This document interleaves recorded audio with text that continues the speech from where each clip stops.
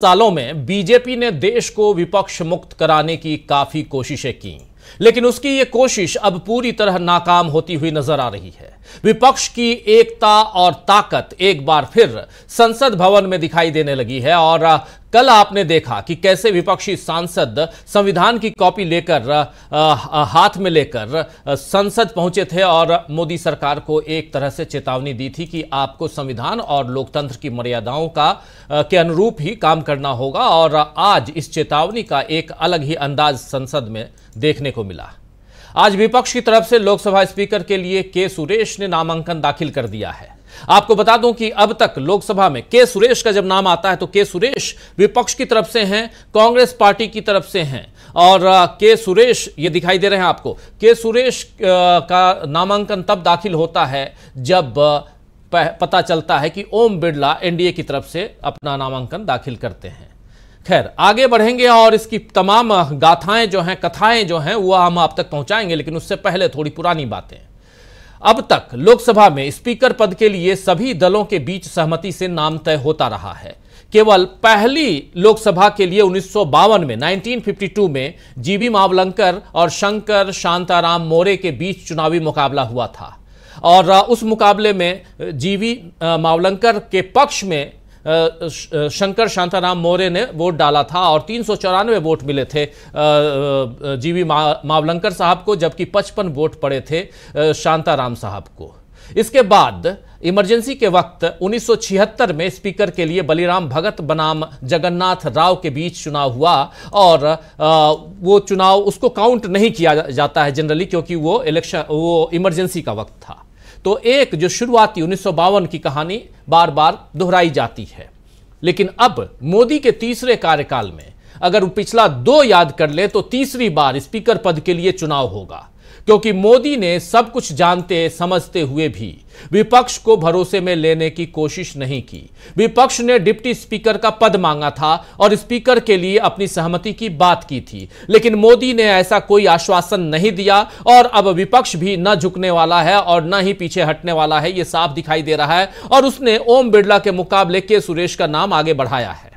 अब कल 11 बजे चुनाव होगा, तब पता चलेगा कि मोदी सरकार का भविष्य कैसा होने वाला है, क्योंकि इस बार बीजेपी के पास बहुमत का आंकड़ा नहीं है। अगर खुद बीजेपी को देखा जाए तो 240 सीटें हैं बीजेपी के पास और उसे जेडीयू और टीडीपी के सहारे आगे बढ़ना है। वहीं बीजेपी के भीतर भी क्या मोदी को लेकर एकजुटता है, यह भी कल पता चल जाएगा। कुल मिलाकर कल का दिन काफी दिलचस्प रहने वाला है। वहीं आज का दिन भी कम दिलचस्प नहीं था। आज सुबह सुबह सबसे पहले राहुल गांधी का एक बयान सामने आता है, जिसमें डिप्टी स्पीकर और स्पीकर को लेकर के राहुल गांधी बयान देते हैं। ये जरा सुन लेते हैं। लेकिन राहुल गांधी यहां जो स्क्रीन पे दिखाई दे रहे हैं, ये भी हम समझेंगे। ओथ लेते वक्त राहुल गांधी ने ऐसा क्या किया कि चारों तरफ तालियां बजने लगी, वो भी देखेंगे। लेकिन सबसे पहले इस बाइट को सुनते हैं जिसमें स्पीकर और डिप्टी स्पीकर की चर्चा हो रही है। सुनिए।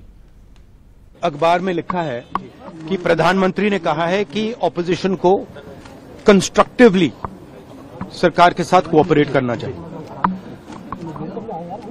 ऑपोजिशन ने क्लियरली कहा है, राजनाथ सिंह जी का खारगे जी को फोन आया, राजनाथ सिंह जी ने खारगे जी से कहा, देखिए आप हमारे स्पीकर को सपोर्ट कीजिए। ऑपोजिशन, पूरी ऑपोजिशन ने कहा है, हमने सब के सब से बात की है, पूरे ऑपोजिशन ने कहा है कि हम स्पीकर को सपोर्ट करेंगे, मगर कन्वेंशन ये है कि डेप्यूटी स्पीकर ऑपोजिशन को मिलना चाहिए। राजनाथ सिंह जी ने कल शाम कहा था कि वो खारगे जी को कॉल रिटर्न करेंगे। अभी तक राजनाथ सिंह जी ने खारगे जी का कॉल रिटर्न नहीं किया है। तो मोदी जी कह रहे हैं कंस्ट्रक्टिव कोऑपरेशन हो और फिर हमारे नेता को इंसल्ट करा जा रहा है। तो नियत साफ नहीं है।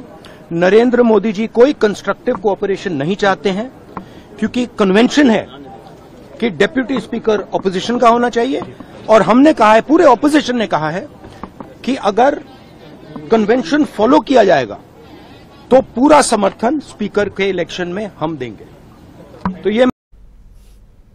तो यहां से शुरुआत होती है दोस्तों। राहुल गांधी कह रहे हैं कि कल शाम फोन आया था खड़गे साहब के पास, किसका? तो वो थे राजनाथ सिंह, देश के रक्षा मंत्री, पहले भी थे अभी भी हैं। तो रक्षा मंत्री राजनाथ सिंह का फोन आता है खड़गे साहब के पास। खड़गे साहब कहते हैं कि ठीक है, हम आपको समर्थन देंगे, आपके स्पीकर को समर्थन देंगे जिसका नाम आप आगे बढ़ाएंगे, लेकिन हमारी एक शर्त है कि आप डिप्टी स्पीकर का पद हमें दीजिए, यानी इंडिया गठबंधन या विपक्ष कहें तो विपक्ष को दीजिए। इन्होंने कहा, किसने? तो राजनाथ सिंह ने कहा कि ठीक है, कॉल बैक करता हूं। और जब तक राहुल गांधी अपना बयान ये दे रहे हैं, सुबह की बात है, 11 बजे की बात, और तब तक कोई कॉल नहीं आया, उसके बाद भी नहीं आया। 11:50 पर पता चलता है कि ओम बिरला साहब गुपचुप तरीके से राजनाथ सिंह और तमाम लोगों के साथ नामांकन दाखिल करते हैं। इसके बाद आनन फानन में इंडिया गठबंधन भी तय करता है कि हम भी अपना स्पीकर का उम्मीदवार मैदान में उतारेंगे। और के सुरेश जो केरला से सांसद हैं और 8 बार के सांसद हैं, जिनके बारे में प्रोटेम स्पीकर की बात हो रही थी, देखिए ये चेहरा आप देख लीजिए, और इन्होंने अपना नामांकन दाखिल कर दिया। अब लड़ाई कल सुबह 11 बजे की है। तो ये कहानी, छोटी कहानी अभी आप तक हम रख रहे हैं, आपने इसमें से बहुत कुछ सुन लिया होगा, लेकिन इसके आगे क्या कुछ हुआ है, क्या कुछ होने जा रहा है, इसकी बात करेंगे। उससे पहले कुछ और चीजें आप तक रखना चाहता हूं। आज सांसदों के शपथ ग्रहण का सिलसिला जारी रहा कल की तरह दोस्तों, और उस सिलसिले में आज कल भी कई सारे अनूठे नज़ारे आपको देखने को मिले होंगे। आज भी बहुत सारे नज़ारे देखने को मिले, खासकर आज तब जब राहुल गांधी शपथ लेने के लिए आए। राहुल गांधी ने जिस अंदाज में शपथ ली वो आपके सामने रखता हूं, लेकिन उसके बाद राहुल गांधी न सिर्फ आसंदी पर विराजमान प्रोटेम स्पीकर से हाथ मिलाते हैं, बल्कि पीछे खड़े हुए एक शख्स उनसे भी हाथ मिलाते हैं। पहले राहुल गांधी इस संविधान को देखिए और उनको सुन लेते हैं, आगे बढ़ते हैं, फिर सुनिए। Shri Rahul Gandhi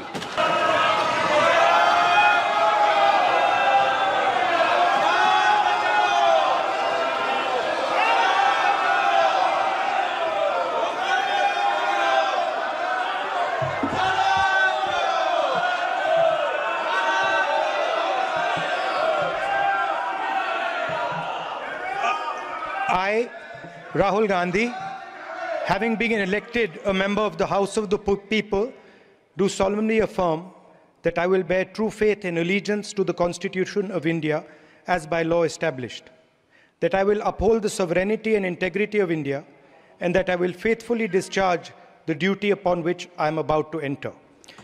Jai Hind, Jai Samvidhan.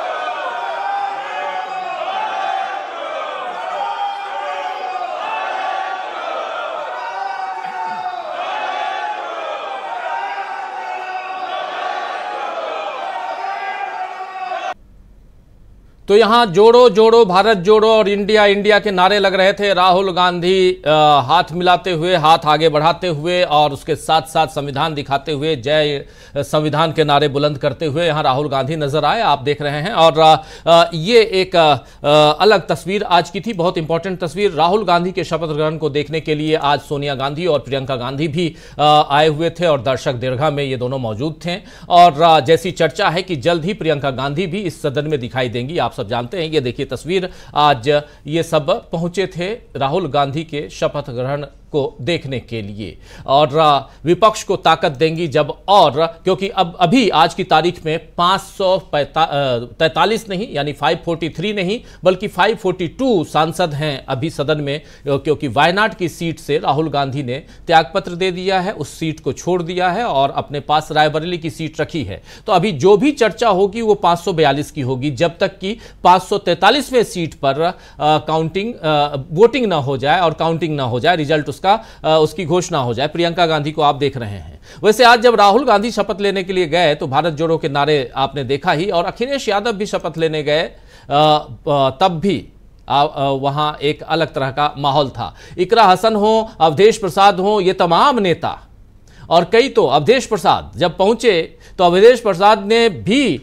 लोगों से मुलाकात की और आसंदी पर बैठे इनके पीछे खड़े महानुभावों से भी उन्होंने हाथ मिलाया और कहा कि अगर आपसे नहीं मिलाऊंगा हाथ तो फिर समाजवाद कैसे जिंदा रहेगा। यह अवधेश प्रसाद कहते हुए नजर आए थे। अभी देखिए अवधेश प्रसाद चढ़ रहे हैं मंच पे। तो ये सब कुछ था, एक अलग तरह का माहौल यहां पर। विपक्षी नेता जो हैं वो एक अपना मजबूत इरादा यहां पर दिखा रहे थे जब ये शपथ ले रहे थे। इंडिया गठबंधन के इन सांसदों ने शपथ ग्रहण के बाद जय हिंद से लेकर जय संविधान और जय बाबा साहब के जो नारे लगाए हैं उनसे समझा जा सकता है कि इस बार विपक्ष किन इरादों के साथ सदन पहुंचा है।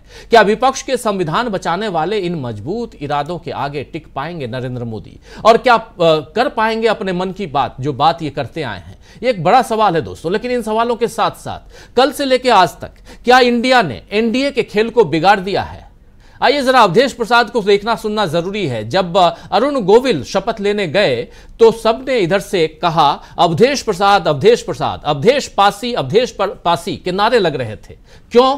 क्योंकि अरुण गोविल आप याद कीजिए रामायण सीरियल के राम थे और अवधेश प्रसाद कहां से जीत के आए हैं? उसी अयोध्या से, जहां राम की चर्चा, जिसको राम की नगरी कहा जाता है। लेकिन उसी राम की नगरी, उसी राम मंदिर से पानी टपक रहा है। वहां के मुख्य पुजारी कह रहे हैं कि ये पहली ही बारिश में पानी टपक रहा है। तो ये सब कुछ हो रहा है दोस्तों यहां पे, और इन सब की चर्चा, इन सब की जानकारी आप तक पहुंचाना हमारा फर्ज बनता है। और अगर इन लोगों के शब्दों में कहें तो हमारा धर्म बनता है। तो उस धर्म को हम निभा रहे हैं और जरूरी भी है। चलिए, लेकिन अवधेश प्रसाद को पहले सुन लेते हैं, देख लेते हैं। और वो सेंटेंस सुनना बहुत जरूरी है अवधेश प्रसाद का, जहां वो कह रहे हैं कि समाजवाद कैसे जिंदा रहेगा।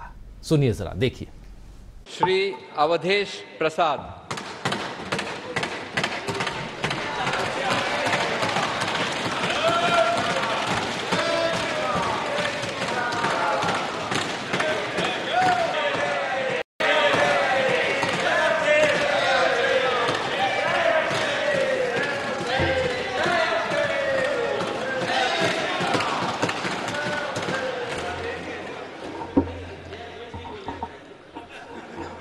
मैं अवधेश प्रसाद, जो लोकसभा का सदस्य निर्वाचित हुआ हूं, ईश्वर की शपथ लेता हूं कि मैं विधि द्वारा स्थापित भारत के संविधान के प्रति सच्ची श्रद्धा और निष्ठा रखूंगा। मैं भारत की प्रभुता और अखंडता अक्षुण्ण रखूंगा तथा जिस पद को मैं ग्रहण करने वाला हूं उसके कर्तव्यों का श्रद्धापूर्वक निर्वहन करूंगा। संविधान जिंदाबाद। माननीय नेताजी अमर रहें। वीरांगना उदा देवी अमर रहें। महाराजा बिजली पासी अमर रहें। माननीय अखिलेश यादव जिंदाबाद। पीडीए जिंदाबाद। पीडीए जिंदाबाद। बाबा साहब भीमराव अंबेडकर जिंदाबाद। उनका संविधान जिंदाबाद। जी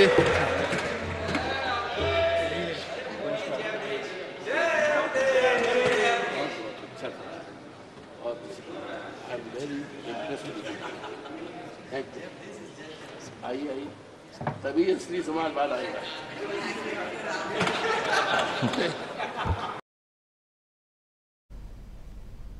आइए आइए और हाथ मिलाते हैं तभी असली समाजवाद आएगा।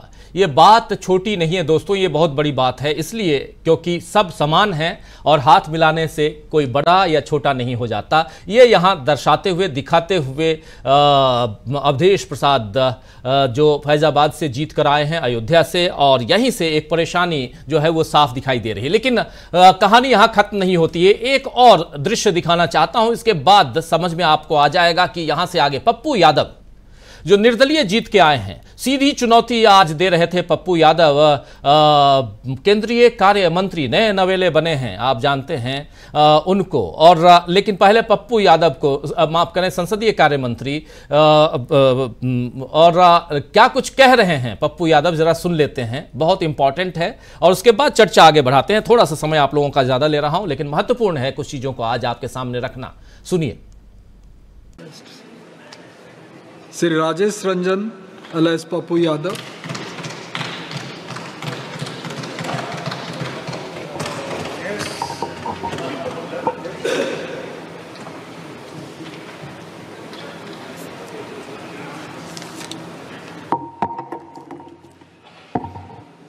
प्रणाम पूर्णिया, प्रणाम बिहार, सलाम बिहार, जोहार बिहार। हम राजेश वैसे वाला छी तकर कर्तव्यक विश्वासपूर्वक निर्भर करब। बहुत बहुत धन्यवाद के साथ रीनीट बिहार विशेष राज्य का दर्जा, सीमांचल जिंदाबाद, मानवतावाद जिंदाबाद, भीम जिंदाबाद, संविधान जिंदाबाद। बहुत बहुत शुभकामनाएं। जानता हूँ आपसे ज्यादा न 6ठा बार सांसद हूँ, आप हमको सिखाइएगा और आप कृपा पर जीते हैं। मैं अकेला लड़ता हूँ। For the time I am the Indian for the time independent MP for the time. Not tell me so I tell me, ये भगवान का नाम नहीं, ये मत बताइए। नहीं, ये मत बताइए। श्री अब्दुल किरण रिजिजू को पप्पू यादव पाठ पढ़ा रहे थे कि 4 बार इंडिपेंडेंट जीत के आया हूं और ये आप मुझको मत सिखाइए कि कहां कितना क्या बोलना है। रीनीट #रीनीट की टी-शर्ट के साथ ही आए हुए और ये अपनी बात रख रहे थे। टोका टाकी आसंदी से लेकर किरण रिजिजू तक उनको ये बताते हुए, पाठ पढ़ाते हुए नजर आ रहे थे। अभी आप सुन रहे थे पप्पू यादव को, बहुत महत्वपूर्ण। और यहां बात सिर्फ ओथ की नहीं है, यहां से अब अगली सीढ़ी पे चलिए जहां पर और बातें होंगी, जहां ये होगा हमको सिखाइएगा। ये इसलिए ऐसा कह रहा हूं क्योंकि यहां स्पीकर और डिप्टी